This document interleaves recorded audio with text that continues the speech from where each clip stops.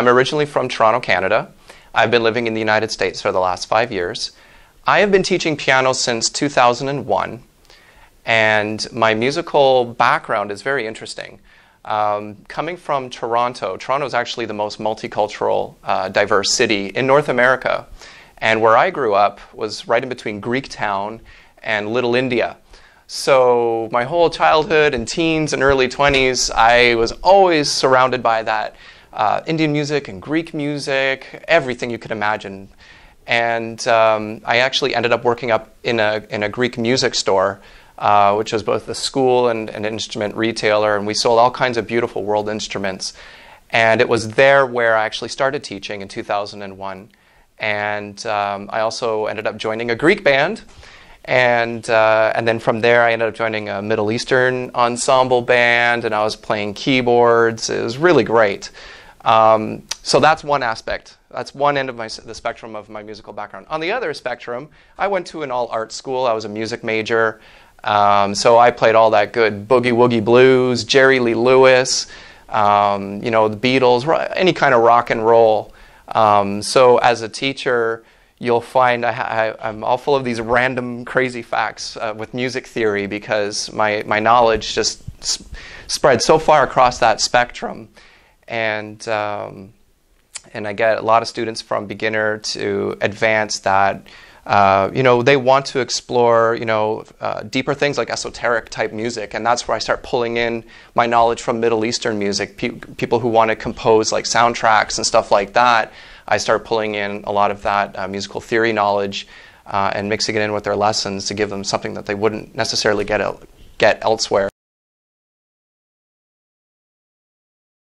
I teach right here at the Red Clay Theatre, which is the newest location for the Gwinnett School of Music, and I teach primarily piano.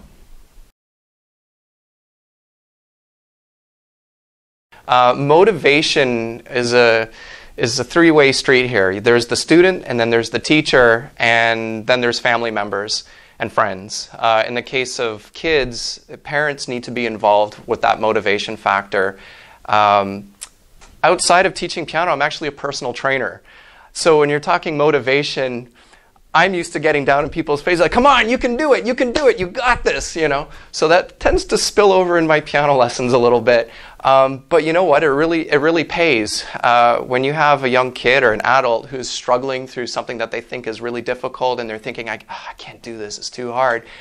Good old-fashioned praise, I find works best more than, oh, here's a lollipop for doing so well on that song. I find praise something that's longer lasting. And as a teacher, I pour on that praise, and I pour on that, yes, you can do it. I like to put on the challenges on my students. I like to give them things that really make them think.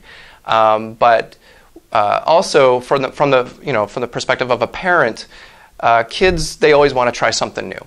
And when they start piano, they'll be excited about it for the first few weeks, and then all of a sudden, it's very normal for kids to be like, I don't want to do this anymore. And that's where it takes the whole community to say, you're doing so great.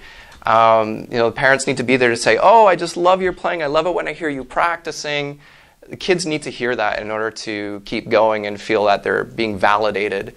And adult students too, you got to play for people. Adult students, they like to learn and not tell anyone they're really learning. They're too shy to play. You got to show your stuff to your friends and let them say, wow, that's really great. So you get that self-satisfaction.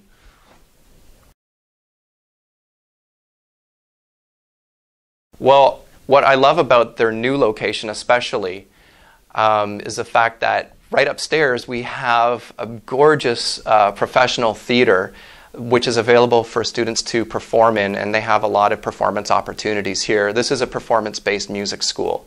I have never, in my experience, seen a music school that had a giant theater upstairs to give students that opportunity to perform in front of the public.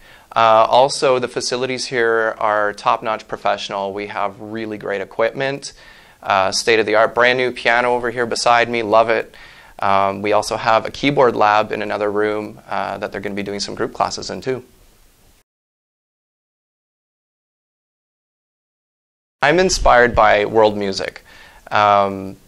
I like anything weird and not the norm. So anything, 4/4 time is my worst enemy. I love odd time signatures. I love exotic scales and modes. And I love hearing music written by composers that utilizes those types of things. Lord of the Rings soundtrack comes to mind, that sort of thing.